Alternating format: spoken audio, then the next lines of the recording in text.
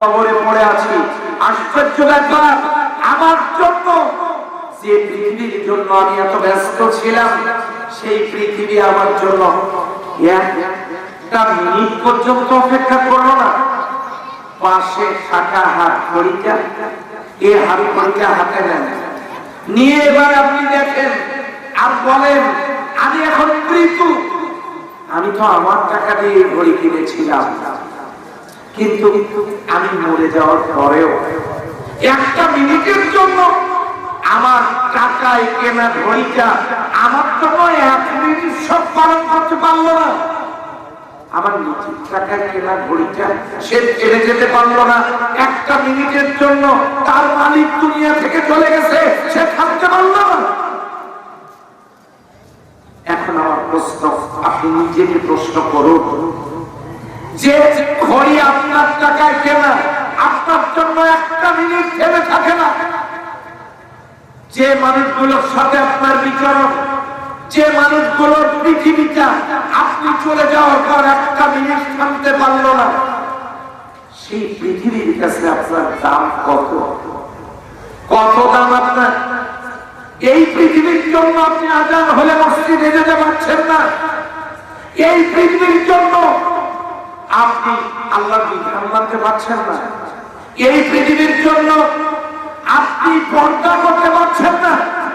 এই পৃথিবীর জন্য আপনি সুদের উপর টাকা লাগান, আপনি আল্লাহর তিন টাইমের কাজ করতে পারছেন না। প্রশ্নের উত্তর আমি জানি আসবে না। এখন আপনি নিজেকে নিয়ে ভাবুন, পরিস্থিতি যদি এই হয় তাহলে আমার কি করা উচিত? সেখান থেকে সেই ভাবনা নিয়ে আজকের আলোচনা। 5টা শর্ত যদি কেউ পূরণ করে, 5টা কাজ যদি কেউ করে, লোকটা অবশ্যই ক্ষমা পাবে, লোকটা অবশ্যই হেদায়েতের রাস্তা পাবে। চিল্লায়া বলে সুবহানাল্লাহ। নাম্বার 1, আল্লাহ সুবহানাহু ওয়া তাআলা বলেন, লিমান তাবা, 1 নাম্বার, যে ব্যক্তি তওবা করবে। এখানে আমরা যারা আছি আমাদের কম বেশি সবার গুনাহ আছে না? দল মত নির্বিশেষে সবার গুনাহ আছে, পাপ আছে। জীবনে অনেক পাপ আমরা করেছি। এখন এই পাপগুলো ক্ষমা পাওয়ার বুদ্ধি কি? হ্যাঁ, বুদ্ধি আছে। আপনি পাপ ক্ষমা পেতে চান, এবারে লক্ষ্য করুন, শুধু বলুন, আল্লাহ আমার ভুল হয়েছে, এই ভুল আমি আর জীবনে কোনোদিন করবো না। আর যাদের সাথে চলে যে দল করে আমার এই ভুল হয়েছে, ওই সবে আর আমি নাই। এই কথা কয়টা বলার পর আপনার কাজ হলো গাড়ি পরিবর্তন করা। গাড়ি পরিবর্তন কি?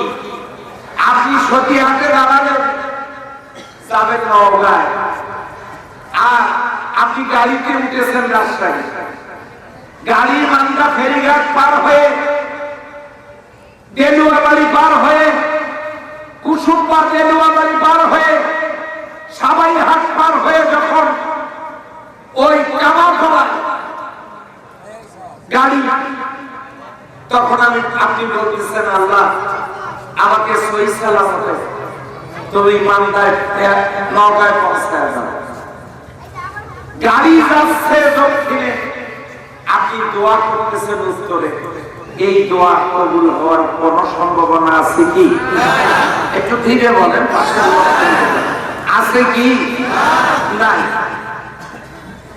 আপনি উল্টা পথের গাড়িতে চড়ে যেমন গন্তব্যে যেতে পারবেন না, ঠিক তেমনি আল্লাহর জান্নাতে যাওয়ার গাড়ি হলো। এবার আপনারা আওয়াজ দিয়ে বলেন, আল কোরআন। এই আল্লাহর জান্নাতে যাওয়ার গাড়ি, আল্লাহর কোরআন কি করে? এবারে আপনারা দেখুন, নাবিল গাড়ি, শ্যামলী পরিবহন, তারপরে আপনার আরো গাড়ি আছে, ওই যে হানিফ। আপনি ঢাকায় যাওয়ার জন্য টিকিট কেটেছেন, ঢাকায় যাব রাত 11টায় গাড়ি, টিকিট কেটে নিয়ে গিয়ে বাড়িতে গিয়ে ঘড়ির দিকে তাকায় দেখেন এখনো 2 ঘন্টা বাকি আছে। স্ত্রীকে বলেছেন ঢাকায় যাব, আমি একটু রেস্ট নিচ্ছি, যদি ঘুমাই ডেকে দিও। স্ত্রী বলে গেছেন, আপনিও ঘুমায় পড়েছেন, টের পাইছেন রাত 1টায়। এখন উঠে আপনি বলতেছেন স্ত্রীকে ব্যাগপত্র গোছায় যাও, ঢাকা যাবে। তখন আপনার স্ত্রী বলতেছে গাড়ি কয়টা? গাড়ি 11টা। ঘড়ির দিকে তাকাও, কাপড় চোপড় চেঞ্জ করো, তোমার আর ঢাকায় যাওয়া লাগবে না। কেন? ঘড়ির দিকে তাকাও। এখন ঘড়ির দিকে তাকায় দেখে রাত 1টা। আপনারা আওয়াজ দেন গাড়ি আছে কি না? আছে? মান্দার থাকতেও পারে, মান্দার লোকজন ভালো থাকতেও পারে। 11টার গাড়ি রাত 1টার সময় টের পেয়ে গাড়ি যেমন থাকবে না, চলে যাবে। এখন ওই লোক, ওই ভদ্রলোক টিকিট হাতে নিয়ে স্ত্রীকে বোঝাচ্ছে, শোনো, আমি যে গাড়ির টিকিট কেটেছি ওই গাড়ির ছবি টিকিটের মধ্যে আছে। আমি যে টিকিট কেটেছি ওইটা টাকা আমি পরিশোধ করেছি, সেটাও এখানে লেখা আছে। রাত 11টায় গাড়ি, সেটা লেখা থাকলেও টাকা পরিশোধ, গাড়ির ছবি টিকিটে আছে, টিকিট আমার হাতে আছে। গাড়ি যাবে কেন? টিকিট তো আমার হাতে। বলেন গাড়ি থাকবে? গাড়ি চলে যাবে। টিকিট কেটে ঘুমায় পড়লে গাড়ি যেমন চলে যায়, ঠিক তেমনি যে সমস্ত মুসলমান ভাইরা টাকা দিয়ে কোরআন কিনে বাড়িতে রেখে দিয়েছি, অথচ কোরআনের সমাজ প্রতিষ্ঠার কাজ করি না। বিশ্বাস করেন, সময় মতো টিকিট সহ কাউন্টারে অথবা স্টেশনে হাজির না হলে গাড়ি যেমন চলে যায়, আল্লাহর জান্নাতে যাওয়ার টিকিট কেটে কোরআন কিনে ঘরে রেখে সেই অনুযায়ী কাজ করলে, কাজ না করলে কপাল থেকে আল্লাহর জান্নাত চলে যায়। জান্নাত কখনো কপালে থাকে না। কথা বলে ঠিক না? এখন সেজন্য আপনি আমি তওবা করব, গাড়ি পরিবর্তন করব। তার মানে হলো এতদিন পর্যন্ত যে দলগুলো করেছে ওই দলগুলো করে লাভ কি? ভাই, যে দলের মধ্যে খেলা কর্মীদেরকে ফেলায় চলে যায় না। আমি কারো বদনাম করতেছি না, আমি ওই সমস্ত নেতা কর্মীদের আমি পক্ষে, যারা আমার কথা শুনতেছে। আপনারা চিন্তা করে দেখুন, আপনাদেরকে ফালায় যে নেতারা দুনিয়ায় পালায় যায়, ওই নেতা দিয়ে পরকালে কি উপকার হবে? আমাকে বুঝার চিন্তা করে তাহলে তাদের কথা মতো চলে লাভ কি? আর ওই দলগুলো কেন করবে? ওরা কি বুকে হাত দিয়ে বলতে পারবে আমার দলে কোনো দুর্নীতিবাজ নেই? তারা কি বুকে হাত দিয়ে বলতে পারবে আমার দলের মধ্যে কোনো নেশাখোর নেই? তারা কি বুকে হাত দিয়ে বলতে পারবে আমার দলের প্রত্যেকটা নেতা কর্মী নামাজি? বলতে তো পারবে না। কি লাভ? ওরা আপনাদেরকে সিঙ্গারা মার্কা কর্মী বানাইছে, সিঙ্গারা খাওয়ায়, বিস্কিট খাওয়ায়, চা খাওয়ায়, আপনাদের মাথার উপরে কাঁটাও ভেঙে খায়, নিজেরা নিজেদের ভাগ্য করে। আপনাদের দুরবস্থার শেষ নাই। আওয়াজ দিয়ে বলেন কথা ঠিক না? কেন করবেন? তার মানে আপনি যাবেন নওগাঁয়, গাড়িতে চলেছেন রাজশাহীতে, রাজশাহী যাচ্ছেন দক্ষিণে, দোয়া করতেছেন উত্তরে। এই দোয়া যেমন কবুল হবে না, ঠিক তেমনি আপনি কোরআন বাদ দিয়ে মানুষের তৈরি করা মতাদর্শ আর দলের পিছনে ছুটে ওই গাড়িতে চললে বিশ্বাস করেন আপনি, আমরা কেউ জান্নাতে যেতে পারবো না। কথা বলেন তো ঠিক কিনা?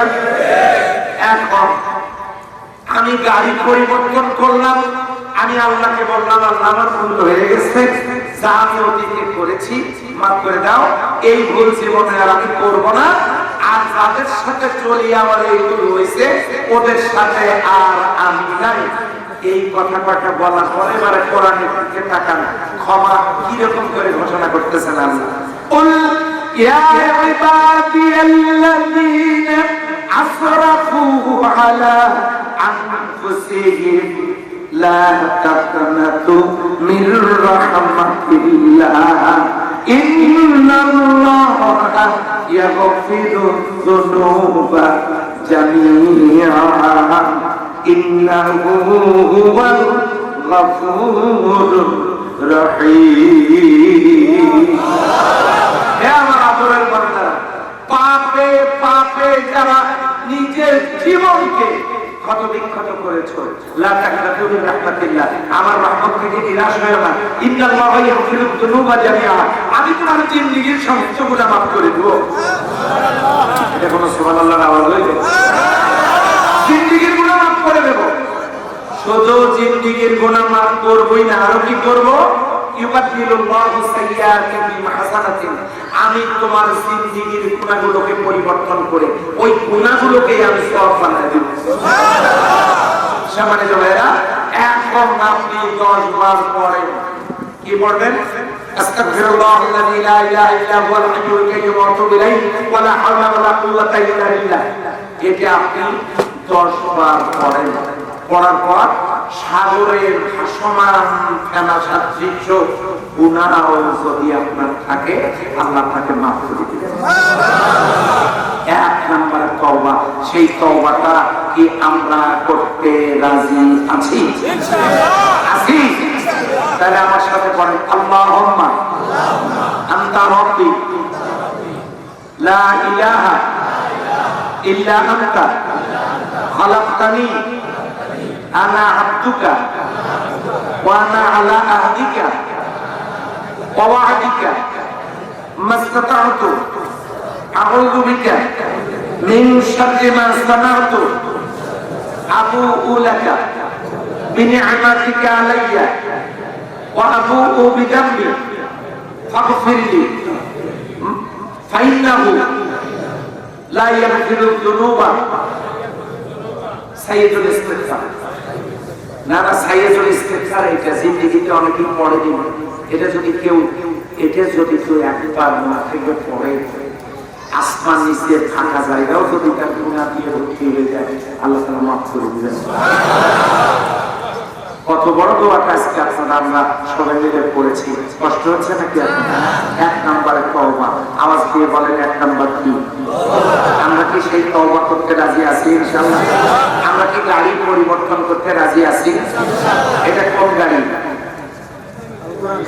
এটা কি নওগাঁর গাড়ি না জান্নাতের গাড়ি? সেই জান্নাতের গাড়ির নাম কি? তাহলে আজকে সিদ্ধান্ত নেন, ভাই আল্লাহর রাস্তায় আমি আর অন্য কোন দল মতের সাথে নাই, যতদিন বেঁচে আছি কোরআনের পথে আছি। এরকম সিদ্ধান্ত কি আপনারা নিতে পারবেন? হাত তোলেন দেখি, কারা কারা নিতে পারবেন? আচ্ছা, আলহামদুলিল্লাহ, খুশি হয়ে গেল আপনারা সিদ্ধান্ত নেবেন। এবার 2 নম্বরটা শোনেন। 2 নম্বরটা ওয়ান। আর যারা ঈমান আছে, আমরা ঈমান আনছি না আনি না? কথা বলেন। এনেছি। বিয়ে করেছেন কারা? আচ্ছা ঠিক আছে, বিয়ে করছেন। আচ্ছা, আপনাদের এলাকায় কবুল কখন বলে বলেন তো? বিয়ের সময়। তাহলে বিয়ের সময় আপনারা কবুল বলেছেন। লাল টুকটুকে শাড়িতে নববধূর হাত ধরে চলে গেলেন বাড়িতে। রাত ভোর হইলেও সকালবেলা আপনি স্ত্রীকে ডাক দিয়ে বলতেছেন, প্রিয়তমা, বাবা মা বৃদ্ধ, তাদের খেদমত, বাড়ি ঘরের ময়লা কাপড় পরিষ্কার, ঘর আঙ্গিনা পরিষ্কার, ঘরের কাপড় চোপড় গোছানো, রান্না বান্না করা, তোমার শ্বশুর শাশুড়ির খেদমত করা, আরো যে ওখানে একটা গাভী আছে 4 কেজি দুধ দেয়, ওইটার খাবারের ব্যবস্থা করা, এই কাজগুলো তোমার। স্ত্রী বলল, গতকাল কবুলের সময় তো এগুলো ছিল না, সম্ভব না। সারাদিন চলে গেল, স্ত্রী এগুলো একটাও করে না।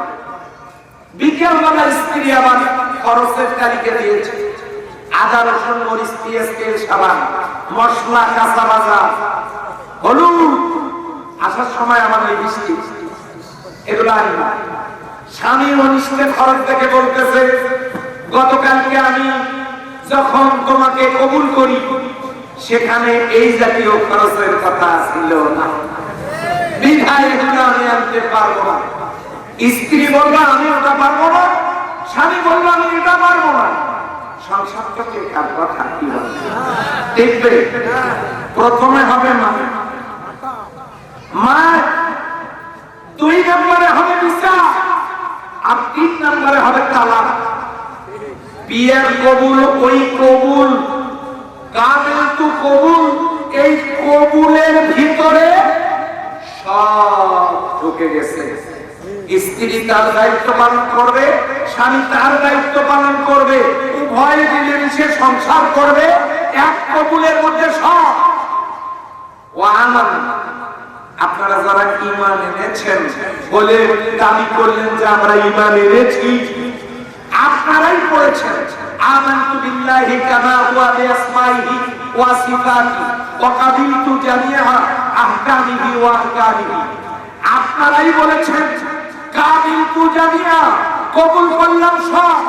আগের দিকে বলেছেন আমানতু বিল্লাহি, আল্লাহর প্রতি ঈমান আনলাম, কামা হুয়া বিআসমাইহি, যেমন তার নাম, ওয়া সিফাতিহি, যেমন তার গুণ, নামে এবং কামে যিনি মহান তার প্রতি ঈমান আনলাম। ওয়াকাবিলতু জামিআ, কবুল করলাম সব। আহকামি ওয়া আহকামিহি, হুকুম আহকাম যা সব কবুল করলাম। এই কথা বলেই তো কায়দা পড়ার সময় আপনারা ঈমান এনেছেন। এখন যদি আপনি বলেন ইসলামের রাজনীতি নাই, আমি পারবো না, ইসলামের রাজনীতি আমি করতে পারবো না, নুরের কায়দা বলে।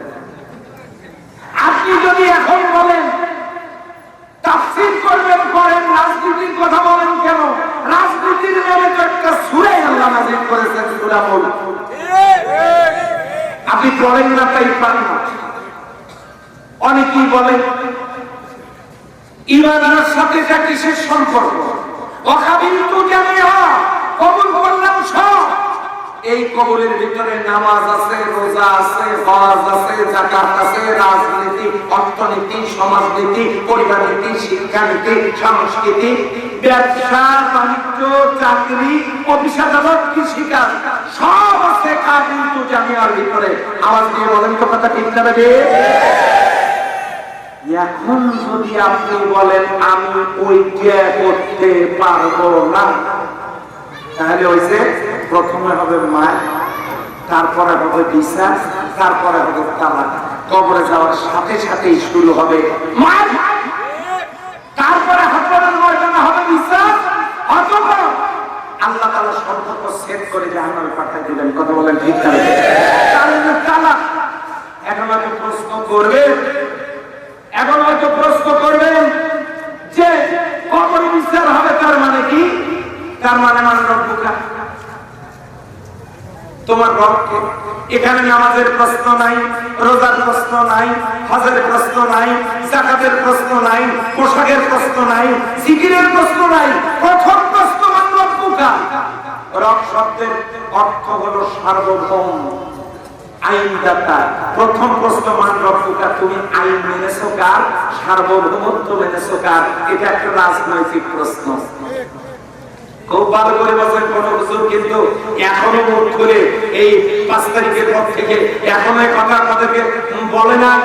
আমার ধারণা বলে নাই, এখন থেকে হয়তো শুরু হবে। এই কবরের প্রথম প্রশ্ন রাজনৈতিক প্রশ্ন, মান রব্বুকা, তোমার রবকে। তার মানে তুমি আইন মেনেছো কার? সার্বভৌমত্ব মেনেছো কার? এখানে নামাজের প্রশ্ন না, রোজার প্রশ্ন না, হজের প্রশ্ন না, জাকাতের প্রশ্ন না। দ্বিতীয় প্রশ্নটা রাজনৈতিক প্রশ্ন। আমার দিন ওটা তুমি কোন দলের দল? দিন মানে দল, দিন মানে আদর্শ, দিন মানে ইসলাম, দিন মানে জীবন ব্যবস্থা। ইসলাম হলো কমপ্লিট জীবন ব্যবস্থা। ইন্না দীনা ইনদাল্লাহি ইসলাম, আল্লাহ প্রদত্ত মতাদর্শ না। ইন্না দীনা ইনদাল্লাহি ইসলাম, আল্লাহ প্রদত্ত আদর্শ শান্তিময়। দিন মানে দল, জীবন ব্যবস্থা। আপনি কোন দলের লোক? এটাও রাজনৈতিক প্রশ্ন। এখানে নামাজ রোজা হজ যাকাতের প্রশ্ন নাই। 3 নম্বরের প্রশ্ন অমান্যবিকা, এটাও রাজনৈতিক প্রশ্ন। না বা হলো সংবাদ শিরোনাম, না বা হলো ব্রেকিং নিউজ, না বা হলো হেডলাইন। না বা মানে সংবাদ, নবী মানে মেসেঞ্জার, সংবাদ বাহক। এখন বোঝেন তোমার পার্টির নেতা কে? 3 নম্বরের প্রশ্ন, অমান্যবিকা, নবীকে, তোমার পার্টির লিডারটাকে, এটাও রাজনৈতিক প্রশ্ন। কবরের 3টে প্রশ্নই রাজনৈতিক প্রশ্ন। আপনি রাজনীতি বাদ দিলেন কোথায়? এই আলোচনা যখন আমি এখানে করছিলাম তখন বলতেছে যে হুজুর আপনি শেষ পর্যন্ত রাজনীতি কবর পর্যন্ত নিয়ে গেলেন। আমি বললাম আপনি একটু চিন্তা করে দেখেন তো, এটার ভিতরে নামাজ রোজা হচ্ছে, আপনাদের প্রশ্ন আছে নাকি? যে নাই তো। তাহলে এগুলো কি? এগুলো কি? এগুলোই রাজনৈতিক প্রশ্ন। মান রব্বুকা, তুমি রব মেনেছো কাকে? কার আইন মেনেছো? সার্বভৌমত্ব মেনেছো কার? আমার দিনুকা, কোন দলের লোক, কোন আদর্শ মেনেছো? আমার নবীকা, তোমার পার্টির নেতাকে। আর ওই জায়গায় যদি বলতে পারেন আমি তো পার্টির সেক্রেটারি, তাহলে তো বেহেশতে একেবারে দ্রুত হয়ে যাওয়ার কথা। কি বলে? সম্মানিত ভাইয়েরা, এবারে লক্ষ্য করুন, ঈমান যদি এমে থাকি তাহলে বুঝবেন কিভাবে? আল্লাযীনা আমানু ইউকাতিলুনা ফি সাবিলিল্লাহ, যারা ঈমানদার দাবি করে, যারা ঈমানদার, তারা লড়াই করে, সংগ্রাম করে আল্লাহর পথে, আল্লাহর জমিনে আল্লাহর দ্বীন কায়েম করার জন্য। ঈমানদার দাবি করলেই কোরআনের সমাজ চাইতে হবে। বাংলাদেশে কি কোরআনের আইন চালু আছে? না। এবার একটা সুযোগ আসছে। কিভাবে আসলো? আমার বাসার পশ্চিম পাশে শহীদ আবু সাইদ, আমার বাসার পূর্ব পাশে শহীদ সোহাগ, দুইজন শহীদ আমার থানা। শহীদ আবু সাইদকে যে গুলি করা হলো, প্রথম গুলিতেই তার জন্য যথেষ্ট ছিল, কিন্তু তিনি বুক পেতে দিয়েছেন। আমার বুকে বইছে ঝড়, বুক পেতেছি গুলি কর। তার মানে তিনি চেয়েছেন যে বৈষম্য বিরোধী এই মামলা থেকে একটা টিম, আলহামদুলিল্লাহ তারা গিয়েছিলেন আমার এলাকায়। এক গাড়ি জনশক্তি, সেখানে এখানে কেউ আসেন নাকি? ওখানে যাওয়ার সেই ভাইদের মধ্যে নাই। মামলা থেকে গিয়েছিলেন এক গাড়ি আমার এলাকায়। ওনারা আবু সাইদের কবর জিয়ারত করেছেন, আমার সাথে দেখা হয়েছিল, আমি তাদের সাথে মত বিনিময় করেছি। তো এই যে তারা বুকের রক্ত জমিনে ঢেলে দিয়া বৈষম্য বিরোধী একটা সমাজ গঠনের জন্য তারা যে জীবনটা পর্যন্ত দিয়ে দিলেন, সম্মানিত ভাইরা, স্বাধীনতার 53 বছরে যারাই রাষ্ট্রীয় ক্ষমতায় গেছে, চেয়ারে গেছে, সবাই মুসলিম মায়ের সন্তান। তারা কি কোরআন দিয়ে দেশ পরিচালনা করছেন? কোরআন দিয়ে দেশ পরিচালনা না করার কারণেই সমাজ থেকে একটা পাপের দরজাও বন্ধ হয় না। যদি কোরআন দিয়ে সমাজ পরিচালিত হতো তাহলে এই সমাজটা আল্লাহর জান্নাতের টুকরায় পরিণত হতো। বলেন সুবহানাল্লাহ। তাহলে ঈমানের দাবিদার হলে তিনি পুরুষ হন, মহিলা হন, বৃদ্ধ হন, যুবক হন, ছাত্র হন, বেকার হন, কৃষক হন, শ্রমিক হন, ব্যবসায়ী হন আর চাকরিজীবী হন, সবার জন্য ঈমানের দাবি করার সাথে সাথেই কাবিলতু জামিয়া, কবুল করলাম সব। তার মানে আল্লাহর কোরআনের বিধান কায়েমের কাজের দরকার আছে না? এর নাম হলো ঈমান। এই কাজটা যারা করবে তাদের জন্য ক্ষমা অনিবার্য। 3 নাম্বার, কষ্ট হচ্ছে নাকি আপনাদের? 1 নাম্বারটা কি বলছিলাম জানো? এদিকে আওয়াজ কি কি জোরে বলে? 2 নাম্বার ঈমান। তাহলে ঈমান আনার দাবি করলে কিসের সমাজ কায়েমের জন্য কাজ করা লাগবে? আওয়ামী লীগের ভাইয়েরা আসেন, বিএনপির ভাইয়েরা আসেন, অন্যান্য দলের ভাইয়েরা আসেন, আমি সবাইকে দাওয়াত দিচ্ছি। কেন দিচ্ছি? অমুসলিম যারা হিন্দু, বৌদ্ধ, খ্রিস্টান ভাইয়েরা আছেন তারাও আসেন। কেন? আপনি কোরআনের সমাজের জন্য কাজ করবেন। এবারে দেখেন, সূর্যের আলো যখন আসে তার পাশে, এটা কি শুধু মুসলমানের জমিতেই আসে না সবার? আল্লাহ আজকের দিনকে আমাকে বাঁচায় রাখতে 16 কেজি অক্সিজেন দিয়েছেন। 1 কেজি অক্সিজেনের দাম 250 টাকা, 16 কেজি অক্সিজেনের দাম 4000 টাকা। এই 4000 টাকার অক্সিজেন দিয়ে বিনামূল্যে অক্সিজেন দিয়ে আল্লাহ আমাকে বাঁচায় রাখছেন, আপনাকেও বাঁচায় রাখছেন। শুধু আজকের দিনটা ওই আল্লাহর অক্সিজেন শুধু মুসলমানেরা পায়, হিন্দুরা পায় না। ওই আল্লাহ যেমন নিয়ামতের ফসল শুধু হিন্দুদের জমিতেই হয়, মুসলমানের জমিতে হয় না। তাহলে যে আল্লাহর রহমত সবাই পায়, যে আল্লাহর সূর্যের তাপ সবাই পায়, যে আল্লাহর অক্সিজেন সবাই পায়, ওই আল্লাহ যিনি কোরআন নাযিল করেছেন, এই কোরআনের সমাজ কায়েম হলে অমুসলিমরা দিনের মধ্যে কুসুম যেমন নিরাপদ, মুসলিম রাষ্ট্রে অমুসলিমরা তেমনি নিরাপদ। এবারে তো শারদীয় দুর্গে বুঝে সেটা টেরেই পাইছে না, নাই আমাদের নামে প্রচারণা চালানো হয়েছিল যে এই হুজুরেরা তারা যদি একটু নড়ে চড়ে বসার সুযোগ পায় তাহলে বাংলাদেশে আর হিন্দুরা থাকতে পারবে না, তাদেরকে হিজরত করা লাগবে, চলে যাওয়া লাগবে পাশের দেশে অন্য কোথাও। ওরা বলেছিল, কিন্তু আমরা দেখা দিয়েছি আপনারা যাহা পারেন নাই আমরা তাহা পারিয়েছি। আমাদের এবারে অমুসলিম হিন্দু ভাইরা পেপারে, পত্রিকায়, প্রিন্ট মিডিয়ায় তারা সংবাদ পরিবেশন করেছে, সাক্ষাৎকার দিয়েছে। অতীতের যে কোনো সময়ের চাইতে এবারের পূজা আমরা আনন্দ মুখর পরিবেশে উদযাপন করতে পেরেছি। মুসলিমরা আমাদের পূজা মণ্ডপ পাহারা দিয়েছে, আমরা দিয়েছি। কাজে আমাদের বিরুদ্ধে যত অপপ্রচার চালানো হয়েছে সবগুলো অপপ্রচার মিথ্যায় পরিণত হয়েছে। কথা বলেন ঠিক কিনা? এই জন্য আমাদের কি ইমানের দাবিদার বলে ওই কাজটা করা লাগবে। 3 নম্বরটা বলবো না 3 নম্বর ওয়ালিয়া সালেহা। আমল মানে কর্মী, আমল মানে কাজ। আমল মানে কর্মী, আমল মানে কাজ।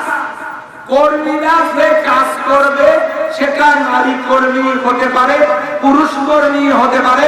কর্মীরা যে কাজ করবে ওই কাজ যদি নেক কাজ হয় সেইটার নাম আমলে সালেহ। আর কর্মীরা যে কাজ করবে ওই কাজ যদি পাপের কাজ হয় সেইটা হলো আমলে সাইয়্যা। সুতরাং আল্লাহ বলছেন ওয়ামিলা সালেহা, যারা নেক কাজ করবে। নেক কাজ কি? ওয়াকাযা রাব্বুকা আল্লা তা'বুদু। কি হলো? এই ছেলে কি সমস্যা? দুয়ে যাবে, দুয়ে আচ্ছা তো ব্যাপার কি বিয়ে দেখেন না বসে। আমি অল্প কয়েক মিনিটের মধ্যে শেষ করতেছি। আমি জানি আপনারা বিরক্ত হয়েছে, তাহলে তো কথা না। আমার মাঝে থেকে লোক ওঠার বিরক্ত নেই, আপনারা উঠবেন মানে। তাও আবার আমার বিয়ের এলাকা, আমার একটা মশান আছে না। সম্মানিত ভাইয়েরা, একটু অপেক্ষা করেন, শেষ করে দিচ্ছে। নেক আমল কি?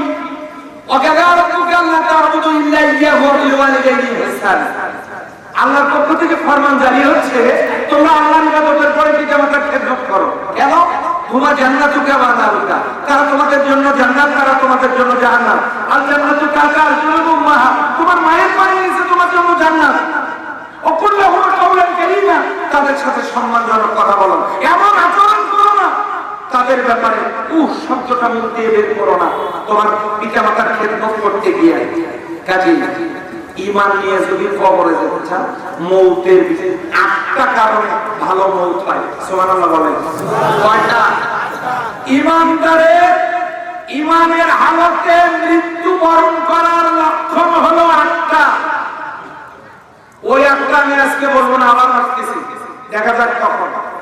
ঈমানের সাথে মৃত্যুবরণ যদি আপনি করতে চান তাহলে পিতামাতার সাথে খারাপ আচরণ করা যাবে না। মৌতের বিছানায় আপনার কষ্ট হবে যদি খারাপ আচরণ করেন, আর যদি ভালো আচরণ করেন আপনি শান্তিতে মরতে পারবেন। কিরকম? হযরত আলকামা রাদিয়াল্লাহু তাআলা আনহু, তিনি মৌতের বিছানায় ছটফট করতেছেন। নবীর দুজন সাহাবী হযরত বিলাল রাদিয়াল্লাহু তাআলা আনহু আর হযরত আলী রাদিয়াল্লাহু তাআলা আনহু, এই দুইজন সাহাবী এসে রিপোর্ট করলেন, ইয়া রাসূলুল্লাহ সাল্লাল্লাহু আলাইহি ওয়াসাল্লাম, আপনার আদরের সাহাবী না আলকামা? হ্যাঁ, আদরের সাহাবী। আমি তাকে মাফ করে দিয়েছি। আল্লাহর হাবিব বলেন, যাও যাও যাও, তাড়াতাড়ি যাও, গিয়ে দেখো আলকামার কি অবস্থা। গিয়ে দেখে হযরত আলকামা রাদিয়াল্লাহু তাআলা আনহু তিনি একদম শান্ত পরিবেশে শুয়ে আছেন আর মওতের বিছানায় বলতেছেন, আশহাদু আল্লা ইলাহা ইল্লাল্লাহু ওয়া আশহাদু আন্না মুহাম্মাদান আবদুহু ওয়া রাসূলুহু। কালেমা পড়তে পড়তে তিনি দুনিয়া থেকে বিদায় নিয়ে চলে গেলেন। মা মাফ না করার কারণে তার মওতের বিছানা খুব কষ্ট হচ্ছিল। এই জন্য পিতা মাতা যাদের আছে আমরা অবশ্যই বাবা মার সাথে খারাপ আচরণ করবো না। রাজি আছি ইনশাআল্লাহ? কথা বলেন না কেন? রাজি আছি ইনশাআল্লাহ? এখন তারপরে নেক কাজ কি? নামাজ পড়া নেক কাজ, হজ করা নেক কাজ, যাকাত দেওয়া নেক কাজ। ও আল্লাহ, কত কাজ আছে বৈধ পন্থায়, সবগুলো নেক কাজ। কিন্তু এবার দেখেন কোন নেক কাজ কেমন। বিশ্বনবী নামাজ পড়েছেন 11 বছর কয়েক মাস, শৈশব কৈশোরে 17 বছর পড়েন না, নবী ছিলেন না, শরীয়ত আসে না, পড়েন না। ছোট যারা 17 বছর পর্যন্ত বয়স তারা মনে মনে ভাবতেছে যে মাপ পাইয়া। 17 থেকে 40 বছর 23 বছর পড়েন নাই, নবী হন নাই, বিধান আসে নাই, পড়েন নাই, জীবন থেকে গেছে 40 বছর। 40 বছরে নবুয়ত পাওয়ার পরে 10 বছর পড়েন নাই। কেন? নবুয়ত পেয়েছেন, বিধান আসেন নাই, আসে নাই, আল্লাহ পড়তে বলেন নাই, পড়েন নাই। 51 বছর কয়েক মাসে গিয়া মেরাজের রাতে নামাজ ফরজ, সেই নামাজ বিশ্বনবী পড়ছেন। আপনারা হয়তো মনে করছেন নামাজ পড়া 50 বছর পর্যন্ত পড়া লাগবে না। না গো, মা সালাকে কোন ফিস থাকা। কিয়ামতের দিন জান্নাতীরা প্রশ্ন করবে, তোমাকে সাকারের মধ্যে তুমি যে জ্বলতেছো, হোয়াট ইজ দ্য কজ, কারণটা কি? কোন কারণে তুমি সাকারের মধ্যে দাউদ করে জ্বলতেছো? তখন সে বলবে, কলু লাম নাকু মিনাল মুসাল্লিন, আমরা জমিনে নামাজ পড়তাম না, 1 নাম্বার মকাম করছি, নামাজ পড়ি নাই, ওই জন্য আল্লাহ তো জমিনে দিয়েছে। জাহান্নামে যাওয়ার, সাকারে যাওয়ার 1 নাম্বারের কারণ নামাজ। নামাজ বাদ দেওয়ার কোনো সুযোগ নাই। নবীজি জীবনে পড়েছেন 11 বছর কয়েক মাস। সেই নামাজ পড়তে গিয়া রাসূল সাল্লাল্লাহু আলাইহি ওয়াসাল্লাম 17 ওয়াক্ত নামাজ কাজা করেছেন। জীবনে 27টা যুদ্ধের নেতৃত্ব দিয়েছেন, একটা যুদ্ধেও তিনি পরাজয় বরণ করেন না। সুবহানাল্লাহ বলবেন না? নামাজ পড়তে যাচ্ছেন, জিবরিল আমিনের সামনে, ও নবীজি কই যান? নামাজে যাচ্ছি, যাওয়ার দরকার নাই। নামাজ মুলতবি করা হয়েছে, কত ওয়াক্ত কাজা হয় হোক, আপনি যুদ্ধ করেন। খন্দকের যুদ্ধের দিনে 4 ওয়াক্ত ফরজ নামাজ কাজা। বিশ্বনবী যুদ্ধের ময়দানে নেতৃত্ব দিতে গিয়ে আল্লাহর দ্বীন কায়েমের জন্য, কোরআনের সমাজ প্রতিষ্ঠার জন্য যুদ্ধ করতে গিয়ে তিনি তার ফরজ নামাজ কাজা হয়েছে জীবনে 17 ওয়াক্ত। পরে ফরজ নামাজের কাজা আদায় করেছেন। এবারে আপনারা বলুন, ফরজ নামাজ কাজা করে কোরআনের সমাজ প্রতিষ্ঠার জন্য যে নবী যুদ্ধ করেছেন, বলেন তো নামাজের গুরুত্ব বেশি নাকি কোরআনের সমাজ কায়েমের গুরুত্ব বেশি? গেল এক। বিশ্বনবী রোজা করেছেন 8 বছর। কয় বছর? 8 বছর। হিজরত করে মদিনায় যাওয়ার 2 বছর পরে রোজা ফরজ। 8 বছর রোজা করেছেন, তার মধ্যে আবার 2 বার ফরজ রোজা কাজা করেছেন।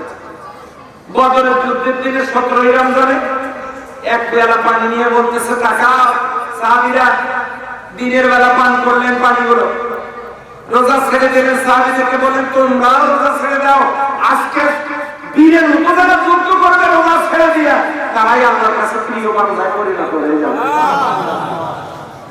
যুদ্ধে বিজয় লাভ হলো রোজা ছেড়ে দিয়া। রোজাটা যেন কি রোজা? কোন মাস? কয় তারিখ? ফরজ রোজা ছেড়ে দিয়া কোরআনের সমাজ কায়েমের জন্য নবীজি যুদ্ধ করলেন। বলেন তো রোজার গুরুত্ব বেশি না কোরআনের সমাজ কায়েমের গুরুত্ব বেশি?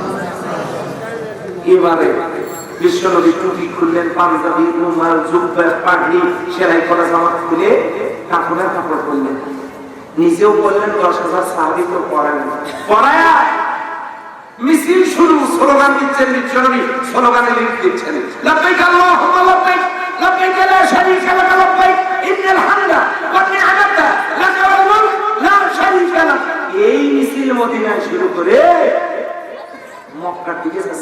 সাহাবেরা চিনতে পারল, হাই হাইরে সর্বনাশ, এই মিছিল যদি মক্কায় ঢোকে, সেলাই করা কাপড় খুলে যারা কাপড়ের কাপড় করে মিছিল করতেছে, তারা কি এই মক্কা ছেড়ে দিবে? প্রয়োজনে জীবন দিবে, মক্কা ছাড়বে না। কাফেররা পালায় গেল, বিশ্বনবী মক্কা প্রবেশ করলেন। মক্কায় যখন প্রবেশ করলেন, ওটাও ছিল রমজান মাসের 18 তারিখ। উনি রোজা ছেড়ে দিয়ে মক্কা বিজয় করলেন। এবার বলেন তো, যে রোজা ছেড়ে দিয়ে মক্কা বিজয় করলেন, কোরআনের সমাজের জন্য কোরআনের সমাজের গুরুত্ব বেশি না রোজার গুরুত্ব বেশি? এবারে শেষ করতে চাচ্ছি, আপনাদের কষ্ট হচ্ছে। আমরা কোন দিকে মুখ করে সালাত আদায় করি? হ্যাঁ, কেবলার দিকে। বিশ্বনবীর কেবলাটা আমাদের কেবলাটা, আমাদের কেবলাটা নবীর কেবলাটা। কিন্তু নবীজি মক্কা থেকে মদিনায় হিজরত করে গিয়ে দেখে তিনটে বড় বড় দল, আওয়ামী লীগ, বিএনপি, জামাত, নাকি না? তিনটা। একজন বলছে জাতীয় পার্টি। যাক, বাড়ি আমার রংপুর চলে, আমাকে শোনাই দিলেন, মাইন্ড করি না। বিয়ে, আমার বিয়ের সাহেব এখানে বসে আছেন, মাইন্ড করি না। সব কথায় মাইন্ড করা যায় না। আল্লাহর হাবিব মদিনায় গিয়ে দেখে তিনটে বড় বড় দল। কি কি দল? আউস, খাজরাজ, বনি কাইনুকা। ওখানে গিয়ে দেখেন সর্বনাশ, এরা ইহুদি। এরা এরা উপাসনা করে উত্তরের দিকে মুখ করে, কাবার দিকে না, বাইতুল মুকাদ্দাসের দিকে মুখ করে তারা উপাসনা করে। আল্লাহর হাবিব কি বলেন, কি ব্যাপার, আপনারাও কি কিছু উপাসনা বন্দেগী করেন? হ্যাঁ, আমরা করি তো, আমাদের কিবলা আছে বাইতুল মুকাদ্দাস। আমরা তো আপনাদের মতোই আমরা একটু উপাসনা ইবাদত বন্দেগী করি। তো আপনারা কোনটা কেবলা মানেন? কারণ বাইতুল্লাহ কেবলা মানি। তো ঠিক আছে, আপনাদের সাথে এখন আমরা জোট করব, জোট করে মদিনার আমরা নিরাপত্তা নিশ্চিত করব। ঠিক আছে, রাজি। আপনি জিন্দিগিতে মিথ্যা কথা বলেন নাই, আপনার মতো ভালো মানুষ আমরা দেখি নাই। এত চমৎকার একজন মানুষ, আপনি জোট করার প্রস্তাব দিয়েছেন। ঠিক আছে, একসাথে জোট করি। কয় দল হলো? ওটা আবার বাংলাদেশে আমার দরকার নেই। জোট গঠন করেছেন কে? দেখুন, আল্লাহর হাবিব তিনটা ইহুদি সম্প্রদায়ের বড় বড় দল, আর বিশ্বনবী ক্ষুদ্র কয়েকজন মুসলিম দলকে নিয়ে ইহুদিদের সাথে জোট গঠন করলেন। জোট যখন গঠন করলেন, কিবলার দিকে মুখ করে নামাজ পড়াবার আল্লাহর হাবিব উত্তরের দিকে ইহুদিদের কিবলার দিকে মুখ করে নামাজ পড়লেন 17 মাস। 17 মাস নামাজ পড়ার পর একদিন এক সাহাবীর বাড়িতে দাওয়াত খাওয়ার পর দুপুরবেলা জোহরের নামাজ পড়ার সময় উনি নিয়ত করার পর নামাজের ভিতরে রাসূলুল্লাহ সাল্লাল্লাহু আলাইহি ওয়াসাল্লাম আকাশের দিকে তাকাচ্ছেন। জিবরিল আমিন এসে বলতেছেন কানে কানে, কান্নারাকা কাল্লুবা ফি ওয়াজহিকা সালাম, আপনি আকাশের দিকে তাকাচ্ছেন কেন? কি জন্য তাকাচ্ছেন ওটা আল্লাহ জানেন। সুবহানাল্লাহ। বাড়িতে গিয়ে বলেন, বাড়িতে দরজা দিয়ে কেউ যাতে না শুনে আস্তে করে বলবেন। এখন ওই জায়গায় আকাশের দিকে উনি তাকাচ্ছেন। জিবরিল আমিন এসে বলেন, আপনি কেন তাকাচ্ছেন? আল্লাহ কথা দিয়ে বলছেন, আমি ওটা জানি। উনি কি জন্য তাকাচ্ছেন? উনি তাকাচ্ছেন, কতদিন থেকে উনি বাইতুল্লাহ দিকে মুখ করে নামাজ পড়তে পারতেছে না। উনি মনে মনে আশা করতেছেন, একটা বার যদি আমি আমার কেবলাটা ঘুরাতে পারতাম, কি যে মজা লাগতো। উনি এইটা ভাবতেছেন। আল্লাহ তাআলা জিবরিল আমিনকে বলে দিলেন, জিবরিল আমার হাবিবের কানে কানে বলে দাও, উনি ওনার কেবলা পরিবর্তন করুক। উত্তরের দিকে ছিলেন, 2 রাকাত নামাজ ওই দিকে মুখ করে পড়েছেন। পরের 2 রাকাত নামাজ তিনি বাইতুল্লাহর দিকে, দক্ষিণের দিকে মক্কা, মদিনা থেকে দক্ষিণে মক্কা, মক্কা কাবার দিকে মুখ করে উনি বাকি 2 রাকাত নামাজ পড়েছেন। ওখানে একটা মসজিদ হয়েছে, মসজিদের জুল কিবলাতাইন, 2 কিবলার মসজিদ। উত্তরের দিকেও 2 রাকাত, দক্ষিণের দিকেও 2 রাকাত। যেই না 2 রাকাত নামাজ তিনি পড়েছেন কেবলা পরিবর্তন করে, সায়াকুল সুবহানাহু মিনান নাস মা ওয়াল্লাহু আন কিবলাতিহিম আল্লাতী কানু আলাইহা, ইহুদিরা এলাকায় গিয়ে বলা বলি শুরু করলো, লোকটা তো সুবিধা লোক না, আমরা যার সাথে জোট করলাম আমাদের কেবলাকে যে কেবলা বানলো, সেই লোক আবার আজকে হঠাৎ করে কেবলা পরিবর্তন করলো। এই লোকের সাথে আর আমরা জোট করবো না, আমরা এখন 3 দল একদিক হবো, ওদের সাথে আর আমাদের মুসলমানদের সাথে আর কোনো জোট নাই। জিবরাইল এসে বলতেছেন, জিবরাইল আমি এসে বলতেছেন, ওগো নবী আল্লাহ সর্বনাশ। কি হয়েছে? মদিনার সব ইহুদিরা জোট ভেঙে দিয়েছে, আপনার সাথে জোট করবে না, ওরা একজোট হয়েছে, এবারে আপনার সাথে বোঝা করা আছে কাজা। আল্লাহ নবী খানিকটা তটস্থ হলেন, তিনি বললেন তাহলে এখন উপায় কি? জিবরাইল আমিন বলেন উপায় কি?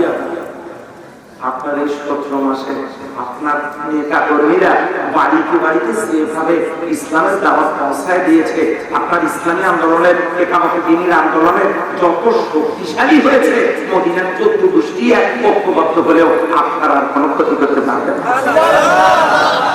এখন আমার প্রশ্ন হলো, বলেন তো কিসের সমাজ কায়েম করিবার জন্য নবীজি কিবলাটা পর্যন্ত পরিবর্তন করেছিলেন কৌশল হিসাবে?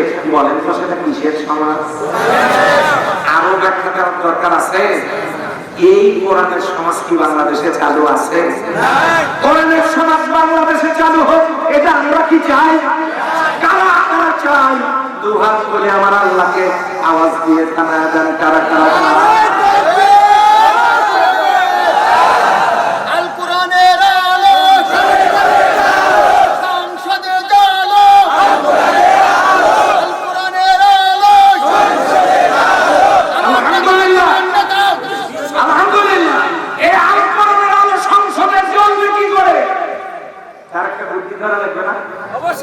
লাগবে না? আমাদের পীরগঞ্জে একটা ভোটের আয়াত নাযিল হয়েছে, হ্যাঁ দেখলাম, এদিকে কোরআনে আছে কিনা দেখি, নাও থাকতে পারে, দেখি আছে, হ্যাঁ আছে গো, এদিকেও আছে, এ কোরআনেও আছে। বলবো মাইয়াসমা শাফাআতান হাসানাতান, মান মানে যে ইসমা শাফাআতান হাসানাতান, ভালো কোন লোককে রায় দেবে, মতামত দেবে, সুপারিশ করবে, ভোট দেবে, সিল মারবে ভালো কাজের জন্য। মাইয়াসমা শাফাআতান হাসানাতান, ভালো কাজের ব্যাপারে যদি কেউ কাউকে, ভালো কোন লোককে, যোগ্য চরিত্রবান লোককে ভোট দেবে, রায় দেবে, সিল মারবে, মতামত দিবে, ওই লোকটা নির্বাচিত হওয়ার পর যত ভালো কাজ করবে এর সমপরিমাণ সওয়াব আল্লাহ প্রদানকারীর আমলনামায় দান করবেন। যদি কেউ খারাপ লোককে ভোট দেয়, খারাপ লোক কারা? আল্লাহর জন্য আল্লাহর দ্বীন যাদেরকে দিয়ে কায়েম হবে না, এর নিয়তে চেষ্টাও যায় দুর্নীতিবাদ, চরিত্রহীন এই জাতীয় লোককে কেউ যদি রায় দেয়, অমাইয়াসমা শাফাআতান সাইয়্যা, খারাপ কোন লোককে ভোট দেয়, ইয়াকুল লাহু কিবলুম মিনহা, ওই লোকটাকে দিয়ে যত পাপের কাজ হবে, খারাপ কাজ হবে, এই ভিজিএফ কার্ড, ভিসা কার্ড, সুবিধা কার্ড যত খাবে, যত দুর্নীতি করবে। কিছুদিন আগে একজনের খাটের নিচে থেকে 4 বস্তা টাকা বেরোছে, সুবহানাল্লাহ বলবেন না? একজনের গাড়ি থেকে 3 কোটি, আরেকজনের বাড়ি থেকে 2.5 কোটি, খালি বের হতে আছে টাকার খনি। 1 লাখ টাকা লুকানোর জায়গা না পেয়ে টাকার মধ্যে আগুন লাগায় দিয়েছে। যেগুলো পুড়ে গেছে সেগুলো তো গেছি, যেগুলো পাওয়া গেছে পোড়া টাকার অংশ বিশেষ যেগুলো পাওয়া গেছে সেটা 3.5 কোটি। আর যেটা পড়ে গেছে সেটা তো গেছে, যেটার অংশ বিশেষ পাওয়া গেছে সেটাই দেখা গেছে 3.5 কোটি। তাহলে কতগুলো টাকাতে আগুন লাগা দিয়েছে। এবারও সুবহানাল্লাহ বলেন না? তাহলে এত টাকা দিলেও আপনারা সুবহানাল্লাহ বলেন না? কত সমস্ত লোক, এই মানদার লোকজন, কত হাত দুটিয়া সুবহানাল্লাহ, তাদেরকে টাকা দিয়েও পাওয়া যায়। 4 বস্তা টাকা কথা বললাম, তবু সুবহানাল্লাহ। সম্মানিত ভাইরা, ওমাইয়াসমা শাফাআতান সাইয়্যা, যদি খারাপ কোন লোকের ব্যাপারে মতামত দেয়, সুপারিশ করে, ভোট দেয়, রায় দেয়, সিল মারে, ওই লোকটা নির্বাচিত হয়ে যত খারাপ কাজ করবে এই খারাপ কাজের অংশ প্রত্যাহারকারীর আমলনামায় চলে যাবে। নাউজুবিল্লাহ বলবেন না? আমি মনে করছিলাম এটা আমার এলাকার জন্য একটা নাজিল হয়েছে, না দেখি এদিকেও আছে।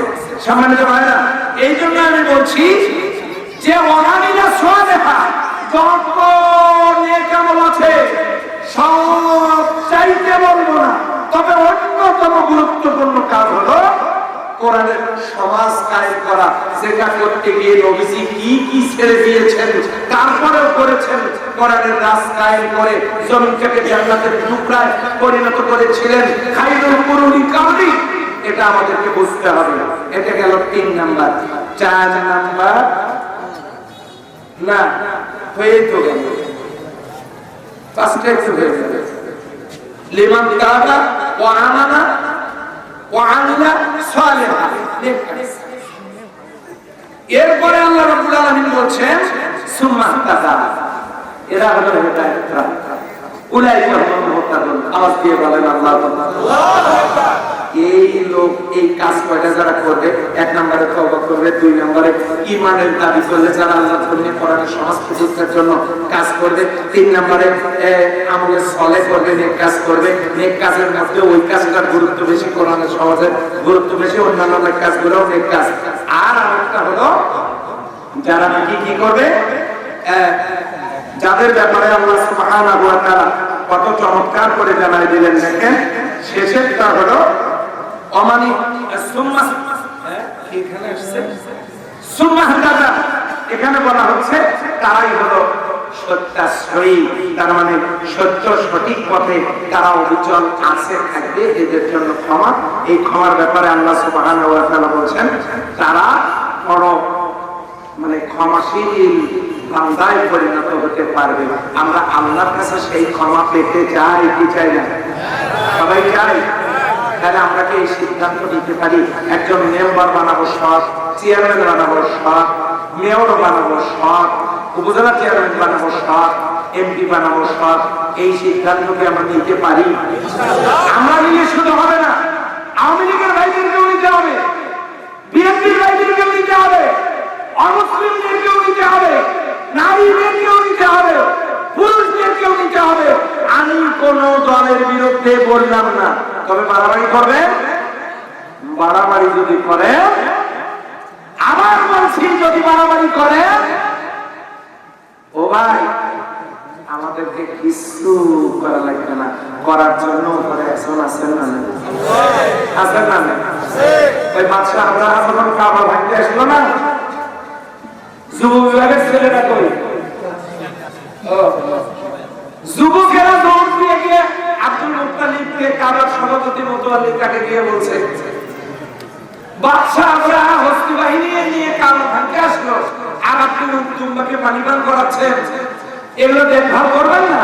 উনি তখন বললেন এই পশুগুলো আমার, আমি এগুলো পানি পান করবো, এটাই স্বাভাবিক। ওই ফরজাত তিনি তা রক্ষা করুন, ও দায়িত্ব আমার না। দেখেছেন যুব বিভাগকে খবর দিল, একজন লোক কাবা রক্ষা করার জন্য আসলো। আল্লাহ বলেন মারসালা আলাইহিম তাওয়াবিন, আমি আবাবিল প্রেরণ করলাম ছোট ছোট পাখি। এই হস্তি বাহিনীকে একদম নেশাকার করে দিয়েছে ভাই। আন্তর্জাতিক সন্ত্রাসী মমলুক নিজেকে দাবি করেছিল আনা রব্বুকুমুল আলা, বিদায় করছে মশা দিয়ে, ফেরাউনকে বিদায় করছে পানিতে চুবায়া, আর কারুনকে বিদায় করছে মাটির নিচে বহির করিয়া, আর আবু জাহেলকে বিদায় করছে ছোট্ট ছোট্ট 2টা তরুণ দুইজন তরুণ সাহাবীকে দিয়ে, ছোট্ট ছোট্ট শিশুকে দিয়ে। এখনো যদি কেউ ওই চরিত্রে বিশ্বের কোন দেশে দেখা দেয়, তাদেরকে বিদায় করার জন্য আল্লাহ এই ভাবে কিছু ছেলে ফেলে মাঠে নামায় দিতে পারেন না? পারেন না? যুগে যুগে আল্লাহ দিতে পারেন না? পারেন না? দিয়ে দিবেন, বিদায় করে দিবেন, আর রাজনীতি করে টাকা কামাই করবেন। ওই চিন্তা বাদ দেন। সাইফুদ্দিন মালিক টাকা কামাই করেছিল মেলা টাকা, শেষে শরীর খেয়াল আছে টাকার মালিক হয়ে যদি কলায় পাতায় শুনতে হয়। আর একটা সুখবর আমি আপনাদেরকে দিচ্ছি, আগামী দিনে বাংলাদেশে রাজনীতি করে অর্থ ইনকামের কোন সুযোগ দেওয়া হবে না। কেউ চেষ্টা করলে তার জিহ্বা টেনে ছেড়া হবে। কথা বলেন ঠিক কিনা? সুতরাং রাজনীতি করে যেহেতু টাকা কামানোর দিন শেষ, ওগুলো দল করে লাখ টাকা ফিরে আসে ওই বলে ইসলাম, ওগুলো করে লাভ আসেন। আমরা একই সাথে কে আওয়ামী লীগ, কে বিএনপি, কে অন্য দল, কে জামাত, কে তাবলীগ, আসেন সব ভুলে যাই, সবাই মিলে এবার যেহেতু পরিবেশ আসছে, এবার কি মরা মানুষ ভোট দিতে আসবে নাকি? গত নির্বাচনের মতো এক চাচা ভোট দিতে গেছে, তাকে বলা হয়েছে যে চাচা আপনি এত দেরি করলেন। চাচি এসে ভোট দিয়ে গেল, উনি বলছেন যে তোমার চাচি আসছিল, হ্যাঁ একটু আগে ভোট দিয়ে গেল, দেখো তো তোমার চাচির কাণ্ড। সে আসলো, ভোট দিল, গেল, আমাকে একটা কথা বলবে না? আমার সাথে দেখা করবে না, কথা বলবে না? সেন্টার আসলো, ভোট দিয়ে চলে গেল, 4 বছর আগে লোকটা মারা গেছে। তোমার চাচি কত নিষ্ঠুর। ওই রকম ভোট কি এবারও দেওয়ার সুযোগ আছে নাকি? এবার যেহেতু একটু পরিবেশ আসছে, কোরআনের সমাজ কায়েমের পক্ষে আমরা থাকতে পারবো তো? কারা কারা পারবো? আল্লাহকে হাত দেখাই, কারা কারা পারবো? আল্লাহ কবুল করুন, সবাই বলেন আমিন, আরো জোরে বলেন আমিন। এতটুকুন কথা বলি, আমি আমার কথা শেষ করছি। এখন হাত তুলে আপনাদের জন্য দোয়া করব। সুবহানাল্লাহি ওয়া বিহামদিহি, আশহাদু আল্লা ইলাহা ইল্লা আনতা, আস্তাগফিরুকা ওয়া আতুবু ইলাইক। আমার উপর দয়া নাই আপনাদের? কত দূর থেকে আসছে, এত কথা বলা যায়? আজকে এই পর্যন্ত থেকে 11 তারিখে আবার শোনাবো ইনশাআল্লাহ। আল্লাহ যদি তৌফিক দান করেন। উঠলেন কেন? আমাদের দোয়ার দরকার নেই ভাই, আপনাদের দোয়ার দরকার তো আমাদের আছে। বসে সবাই পড়েন আস্তাগফিরুল্লাহ, আস্তাগফিরুল্লাহ, আস্তাগফিরুল্লাহ। কিছু বলবেন না? মোহতারাম সহযোগিতা কিছু বলবেন না? সবাইকে ধন্যবাদ জানিয়ে শেষ করে দেবেন। সবাইকে ধন্যবাদ জানিয়ে শেষ করে দেবেন। কেউ উঠবেন না। আসসালামু আলাইকুম ওয়া রাহমাতুল্লাহি ওয়া বারাকাতুহু।